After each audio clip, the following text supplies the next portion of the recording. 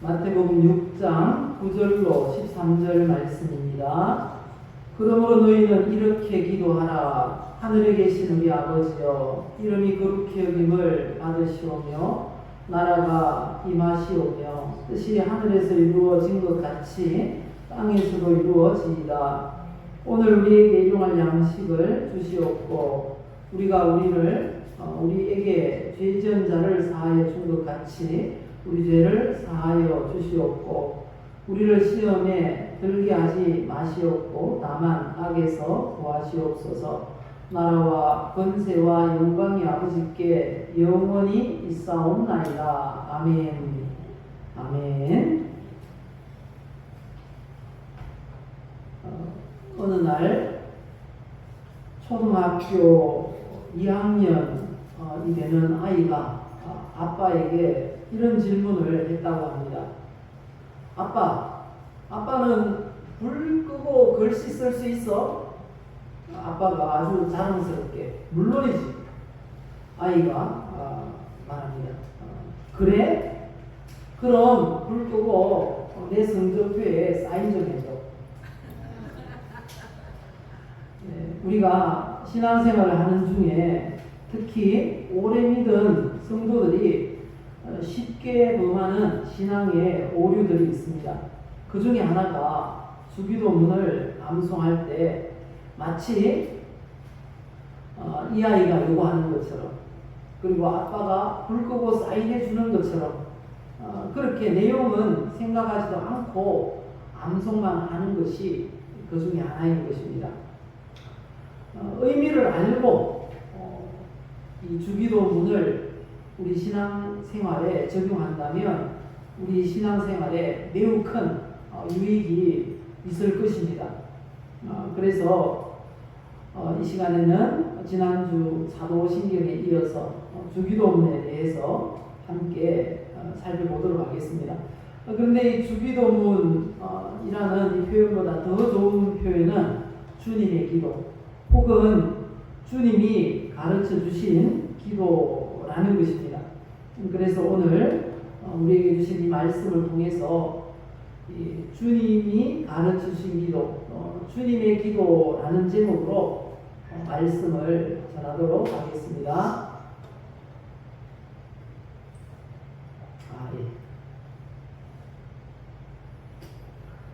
먼저 우리 늘 고백하듯이 우리 입술로 또 우리 인생을 아름답게 만들어가는 신앙의 고백을 하도록 하겠습니다.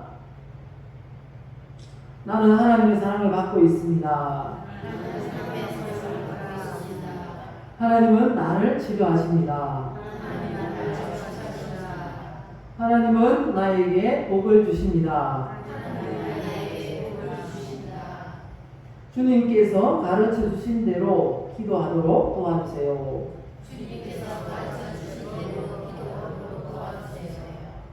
우리가 고백한 것처럼 이 고백의 내용들이 우리 신앙생활에 잘 적용이 되어서 우리의 가정과 그리고 삶의 터전과 교회와 우리의 인생이 더욱더 아름다워지시기를 예수님의 이름으로 축복합니다.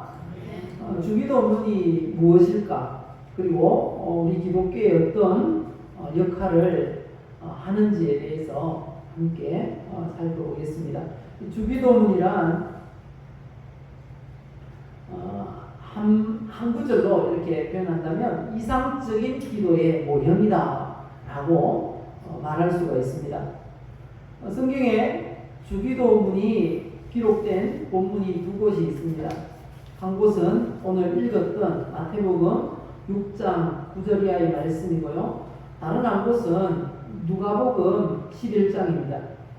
누가복음 11장에 보면요, 예수님께서 제자들에게 주님의 기도를, 이 주기도문을 가르쳐 주시게 된 배경에 대해서 잘 알려주고 있습니다. 보시면 이렇습니다. 예수께서 한 곳에서 기도하시고 마치심에 제자 중 하나가 여짜오되 주여, 요한이 자기 제자들에게 기도를 가르친 것과 같이 우리에게도 가르쳐 주옵소서. 예수께서 이르시되 너희는 기도할 때 이렇게 하라. 아버지여 이름이 거룩히 여김을 받으시오며 나라가 임하시오며. 이렇게 해서 예수님께서 제자들에게 기도를 가르쳐 주셨다는 것입니다. 예수님이 기도를 마치시자 제자 중에 한 명이 이름이 밝혀지지 않은 한 제자가 그렇게 요청했습니다. 세례 요한이 그의 제자들에게 기도를 가르쳐 준 것처럼 우리에게도 가르쳐 주세요 라고 했다는 것입니다. 당시 유대 사회에서는 이름 있는 랍비들은 많은 제자들을 거느리고 있었습니다.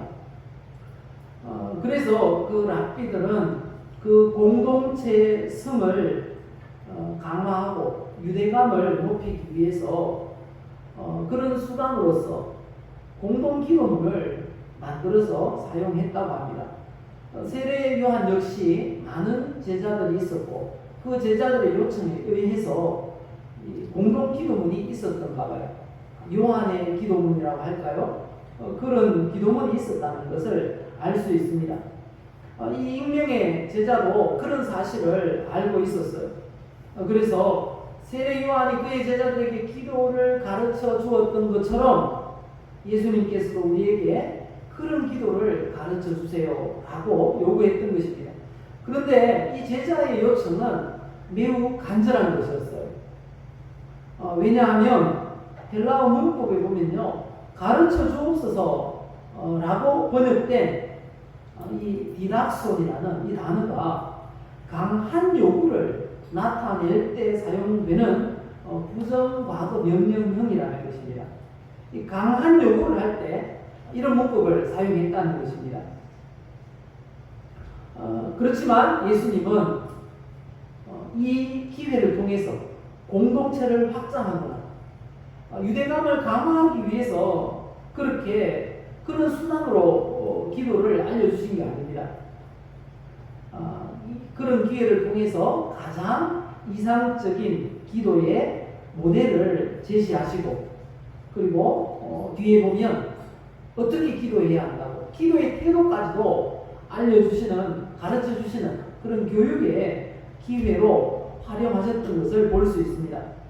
중요한 것은 주님의 기도는 이상적인 기도의 모형이다 라는 것입니다. 그리고 두 번째 주기도문은 이 모범 기도의 내용이에요. 모범 기도의 내용. 우리는 기도할 때 흔히 그런 말을 저도 많이 들었어요. 기도의 줄이 잡히기까지는 시간이 걸린다.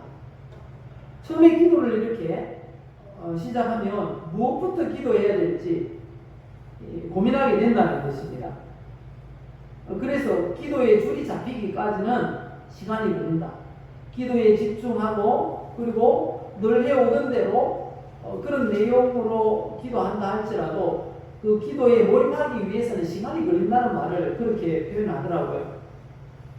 그래서 우리가 그런 시간을 줄이려면 무슨 내용으로 기도하는지 자신만의 그런 기도에 줄이 있어야 된다는 거죠. 기도 순서라고 할까요? 기도 제목이 정해져 있으면 쉽게 기도에 깊이 들어갈 수가 있는 것입니다. 제자들도 그런 고민이 있었던 것 같아요. 무슨 내용으로 기도해야 하나? 무슨 기도를 해야 하지? 뭐 이런 고민이 있었던 것입니다. 그래서 제자들도 예수님께 그렇게 물었던 거죠. 요한이 자기 제자들에게 기도를 가르쳐 준 것 같이 우리도 기도 좀 이렇게 그런 내용으로 하도록 좀 가르쳐 주시면 좋겠어요 라는 의도에서 그렇게 했다는 것입니다. 세례 요한이 이런 내용으로 기도하라고 그렇게 알려준 것처럼 예수님도 우리가 이런 내용으로 기도하도록 좀 분명하게 구체적으로 요약해서 알려주시면 좋겠어요 라는 의미였던 것입니다. 그래서 가르쳐 주신 그 내용이 오늘 이 본문의 내용인 것입니다. 이 주기도문 안에는 주님의 기도 안에는 많은 기도의 제목들이 들어있어요. 예수님께서 기도의 내용을 굉장히 잘 정리해 주셨습니다.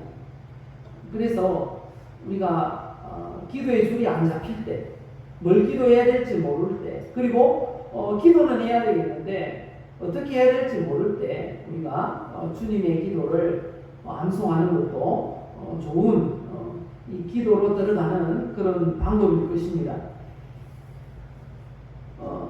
그런데 예수님께서 이 알려주신 기도의 내용은 이 빈틈이 없어요. 그게 완벽하다고 볼 수가 있습니다. 그래서 모범 기도 내용이다, 이렇게 표현할 수가 있는 것입니다. 예수님은 또 기도를 알려주시는데 이 모범 기도의 내용을 제시하셨어요. 그래서 이 모범 기도의 내용대로 기도하면 하나님의 응답을 받는 것과, 그리고 신앙생활하기에 매우 유익한 그런 내용인 것입니다. 오늘 알려주신 이 기도의 내용을 꼭 기억하시고 신앙생활에 잘 적용할 수 있기를 예수님의 이름으로 축복합니다. 그리고 이 주님의 기도는 세 번째로 또 이렇게 표현할 수가 있습니다. 하나님의 뜻을 가르쳐 주신 것이다 라는 것입니다. 제자들이 우리에게 기도를 가르쳐 주옵소서 라고 요청을 했습니다. 그렇게 요청한 이유 중에 하나는 하나님의 뜻이 무엇입니까? 라는 의미가 들어있다는 것입니다. 우리가 기도할 때 그냥 나에게 있는 그런 내 마음의 욕구만 하나님께서 채워주세요, 그렇게 기도하는 건 좋은 기도가 아니라는 것입니다. 왜냐하면 하나님이 응답해 주시는데 내가 원하는 대로 응답해 주실까요? 아니면 하나님의 계획대로 응답해 주실까요? 하나님은 하나님의 뜻대로, 하나님의 계획대로 응답하신다는 겁니다. 그런데 우리는 늘 기도할 때 어떻게 합니까? 내 뜻만 하나님 앞에 관철되도록 늘 말한다는 것입니다. 그 기도가 응답이 안 된다고 하는 이유 중에 아주 중요한 이유가 될 것입니다. 그래서 기도할 때 이 제자들도 아마 그런 한계를 느꼈던 것 같아요. 예수님은 시험에 들지 않도록 깨어서 기도하라 하시고, 예수님도 틈만 나면 감람산에 올라가셔서 기도하시고, 어떤 때는 밤이 새도록 기도하시는데 제자들은 그게 잘 안 된 거예요. 그리고 기도가 응답되는지 안 되는지 알 수 없었을 것 같아요. 그래서 요청하는데 우리에게 기도를 좀 가르쳐 주세요 라고 하는 이 말 가운데는 하나님의 뜻이 무엇인지 알려주세요, 그리고 그 뜻대로 우리가 구하겠습니다 라는 의도가 있었다는 것입니다. 예수님은 그래서 기도하실 때 항상 순서가 있었어요. 우선순위에 따른 순서를 가지고 기도하셨어요. 그래서 이렇게 가르치셨거든요. 마태복음 6장 31절 이하의 말씀을 보면요, 그러므로 염려하여 이르기를 무엇을 먹을까, 무엇을 입을까, 무엇을 마실까, 무엇을 입을까 하지 말라. 왜요? 이는 다 이방인들이 구하는 것이다. 너희 하늘 아버지께서 이 모든 것이 너희에게 있어야 할 줄을 아시느니라. 이렇게 말씀하셨어요. 그러면서 아주 중요한 한 구절을 우리에게 알려주셨는데요. 기도에도 우선순위가 있다는 것입니다. 그 우선순위가 무엇인지, 자, 우리 성경을 보시고 읽어보십시다. 그런즉 너희는 먼저 그의 나라와 그의 의를 구하라. 그리하면 이 모든 것을 너희에게 더하시리라. 먼저 구해야 될 게 있고요, 그리고 나중에 구할 것이 있다는 것입니다. 먼저 구해야 될 것 뭐라고 하십니까? 하나님의 나라와 하나님의 뜻, 이걸 먼저 구하라고 말씀하셨거든요. 그래서 주님께서 가르쳐 주신 기도를 보면요, 그 우선순위가 분명하게 그렇게 기록이 되어 있어요. 이렇게 알려주신 거죠. 그리고 기도가 무엇인지 원어의 의미를 살펴보았습니다. 원어가 이렇게 되어 있습니다. 지금 우리 한번 읽어보실까요? 기도가 헬라어로 뭐라고 하십니까? 예, 세 자씩 띄어 읽으면 됩니다. 프로슈코마이. 예, 프로슈코마이. 이건 두 단어가 합쳐진 말이에요. 프로스는 무엇을 향하여, 그리고 유코마이. 뒤에 스하고 앞에 유하고 붙어서 슈가 된 것입니다. 그래서 프로스라는 이 단어 무엇을 향하여 라는 뜻이고요. 유코마이는 소원하다, 하고 싶어 하다 라는 뜻입니다. 그래서 두 단어가 합쳐졌어요. 그렇게 해서 프로슈코마이가 되었는데요. 이런 뜻입니다. 이 단어의 의미를 그대로 직역하면 창조주가 피조물을 향하여, 이 프로스죠, 프로스. 향하여 난 네가 이렇게 됐으면 좋겠어. 하고 싶어 하다, 원하다는 거죠. 이렇게 됐으면 좋겠어. 라고 창조주의 마음과 뜻을 밝히는 것이 바로 기도라는 것입니다. 그래서 이 원어의 의미를 살려서 기도하면 이런 기도가 하나님의 뜻에 맞는 기도라고 할 수 있습니다. 한번 따라해 보실까요? 하나님 아버지, 제가 이렇게 됐으면 좋겠어요. 우리는 늘 그렇게 기도하죠. 하나님 이렇게 해주세요, 이렇게 해주세요. 그런데 이렇게 기도하라고 합니다. 하나님 아버지, 제가 이렇게 됐으면 좋겠어요. 하나님 물질 주세요. 라고 기도하기보다 더 좋은 표현은요, 하나님 제가 선한 물질의 청지기가 되게 해주세요. 물질을 잘 관리하는 사람이, 관리할 수 있는 사람이 되게 해주세요. 라고 하는 기도가 그 하나님의 뜻에 부합한 기도라는 것입니다. 한 번 더 따라 합시다. 하나님 제가 이렇게 됐으면 좋겠어요. 예, 이렇듯이 이 주님의 기도는 하나님의 뜻을 우리에게 잘 알려주신다라는 것입니다. 이제 이어서 기도의 내용, 주기도의 내용, 내용은 뭐 그대로입니다. 예, 먼저 누구에게 기도하라고 하십니까? 예, 기도의 대상. 자, 한번 보실까요? 기도의 대상이 누굽니까? 예. 있는 그대로 한번 표현을 읽어보시면 하늘에 계신 우리 아버지라는 것입니다. 하늘에 계신 우리 아버지. 여기서 하늘은 셋째 하늘을 말합니다. 유대인들은 하늘을 3층으로 구분해서 그렇게 이해했습니다. 가장 첫 번째 층은 대기권, 공기가 있는 곳이에요. 구름이 있는 곳. 그리고 그 너머에 별들이 있다고 봤어요. 그 별들이 있는 공간은 둘째 하늘입니다. 그 별들을 넘어 다른 차원의 셋째 하늘이 있어요. 우리 눈으로 볼 수 없는. 거기가 바로 천국, 하나님이 계신 곳이라고 보았습니다. 그래서 여기서 하늘에 계신 우리 아버지와 할 때 이 하늘은 어디라고요? 삼층천. 바로 사도 바울의 표현에 의하면 삼층천이었던 것입니다. 바로 삼층천에 계신 그 하나님, 천국에 계신 하나님을 가리키는데, 여기서 놀라운 표현은 예수님이 우리 아버지 이렇게 불렀어요. 하나님을. 예수님이 처음으로 하나님을 아버지라고 부르셨어요.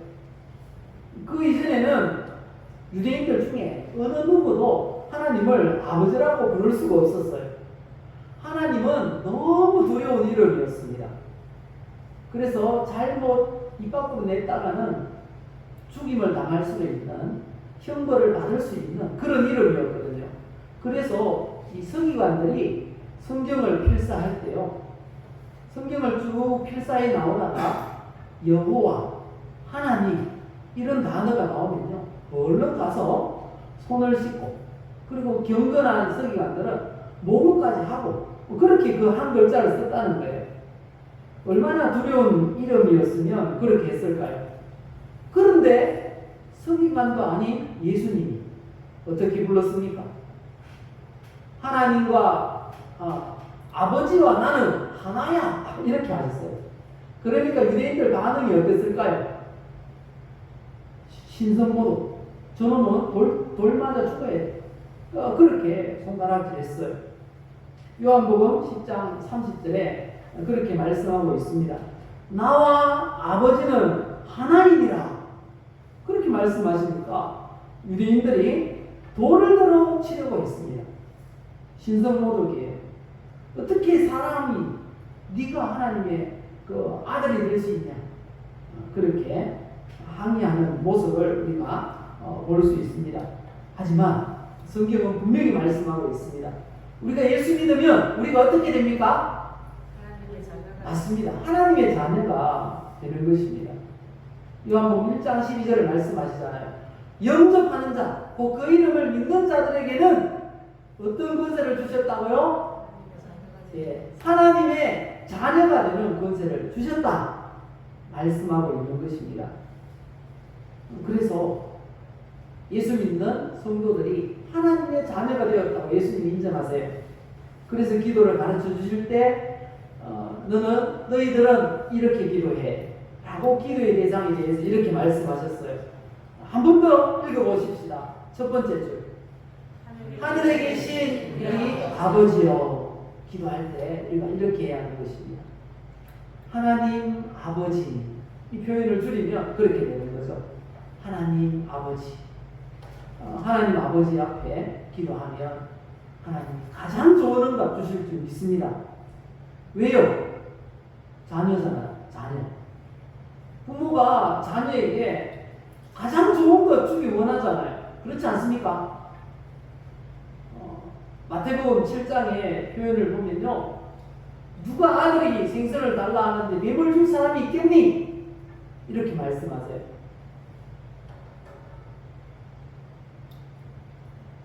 누가 아들이 떡을 달라고 하는데 돌멩이를 줄 사람이 있겠니? 예수님 그렇게 말씀하십니다. 그러면서 마태복음 7장 11절에 보면 이렇게 말씀하세요. 너희가 악한 자라도 좋은 것으로 자식에게 줄 줄 알거든. 하물며 하늘에 계신 너희 아버지께서 구하는 자에게 좋은 것으로 주시지 않겠니? 이렇게 말씀하세요. 우리가 하나님 아버지라고 기도할 때 하나님이 가장 좋은 응답 주실 줄 믿습니다. 그래서 주님께서 이렇게 가르쳐 주신 것입니다. 그리고 하나님 아버지께 우리가 어떤 내용으로 기도해야 될까요? 그 첫 번째 내용이 뭐라고 하십니까? 두 번째 줄 읽어보실까요? 이름이 거룩히 여김을 받으시오며 라고 기도하라고 합니다. 이게 첫 번째 기도 내용이에요. 첫 번째라는 건 중요하다는 것입니다. 분명히 기도에는 우선순위가 있다고 했죠. 가장 중요한 건 하나님의 이름이라는 것입니다. 하나님의 이름. 이름은 매우 중요한 그런 신학적인 의미가 있습니다. 왜냐하면 이름은 그 존재의 인격을 드러내기 때문입니다. 만약에 누군가 이름을 불렀을 때 그 사람이 떠오를 것입니다. 자, 떠오르는지 안 떠오르는지 한번 실험을 해보겠는데요. 김일성 떠올랐죠? 나쁜 놈, 죽일 놈, 막 그런 게 안 떠올랐습니까? 세종대왕 뭐 떠올랐습니까? 고마운 분, 좋은 분, 위대한 업적을 남긴 분, 이런 이미지가 떠오르잖아요. 그래서 이름이란 바로 그 인격을 드러내는 것입니다. 그래서 우리에게 이게 첫 번째, 이름이 가장 중요하다는 겁니다. 그래서 이 첫 번째 기도의 제목으로 이렇게 우리에게 주신 것입니다. 이름이 거룩히 여김을 받으시오며, 원어를 직역하면 이렇게 됩니다. 한번 따라해 봅시다. 당신의 이름이 거룩히 되소서. 예. 당신의 이름이 거룩하게 되소서. 당신은 누구를 말합니까? 옆에 있는 당신입니까? 아닙니다. 하나님을 말하는 거죠. 그래서 넣어서 읽어보면요, 하나님의 이름이 거룩하게 되소서 하는 것입니다. 하나님의 이름이 거룩하게 되소서. 그럼 이 거룩하다라는 말은 어떤 의미가 있을까요? 거룩하다, 구별된다라는 뜻입니다. 구별되다. 다른 이름하고는 차원이 다르다는 것입니다. 하나님의 이름이 거룩하게 된다는 건 구별되게 된다는 것입니다. 구별된다는 건 다르다는 것입니다. 더 의미를 부여하면 빛난다는 것입니다. 하나님의 이름이 빛나고 높아지기를 원한다는 것입니다. 그래서 이 첫 번째 기도의 제목은 하나님의 영광을 구하는 기도라, 이렇게 볼 수가 있는 것입니다. 하나님이 영광을 받으시기를 원합니다. 그런데 중요한 건 누가 하나님을 영화롭게 할 수 있겠습니까? 없습니다. 여기서 사용된 이 단어가 신적 수동태라고 합니다. 신적 수동태가 뭔가 하면 하나님의 영광을 스스로 취하신다는 것입니다. 그래서 스스로 그 영광을 취하기를 원하는, 소원하는 기도라는 것입니다. 근데 나에게 적용하면 누구를 통해서요? 나를 통해서. 하나님, 나를 통해서 영광을 취해 주옵소서. 그리고 내 가정을 통해서 하나님, 영광을 취해 주옵소서. 하나님, 우리 교회를 통해서, 나의 직장을 통해서, 나의 직업을 통해서 하나님, 영광을 받으시옵소서, 영광을 취하시옵소서. 그런 기도가 바로 첫 번째 기도의 내용인 것입니다. 한번 같이 고백합시다. 하나님, 나를 통해서 영광을 취하시옵소서. 바로 이 기도가 첫 번째, 이름이 거룩히 여김을 받으시오며 라는 기도인 것입니다. 나를 통해서, 내 가정을 통해서, 내가 지금 하고 있는 이 일을 통해서 하나님께서 스스로 영광을 취하시기를 원합니다 라는 고백이 첫 번째 기도의 내용인 것입니다. 그리고 두 번째 기도의 내용이 무엇입니까? 나라의 임하옵시며 라는 것입니다. 나라의 임하옵시며 라는 표현은 원어를 보면 이렇습니다. 당신의 나라가 오게 하소서. 한번 같이 해봅시다. 당신의 나라가 오게 하소서. 여기서 당신은 또 누구라고요? 하나님이에요. 하나님. 그래서 하나님을 넣어서 다시 한번 같이 해봅시다. 하나님의 나라가 오게 하소서. 어디에 하나님의 나라가 왔으면 좋겠습니까?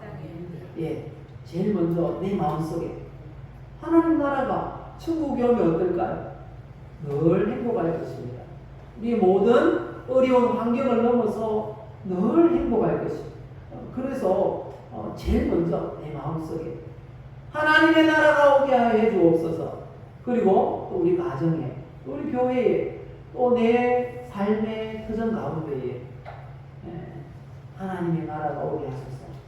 그게 바로 나라의 임하옵시며 라는 기도인 것입니다.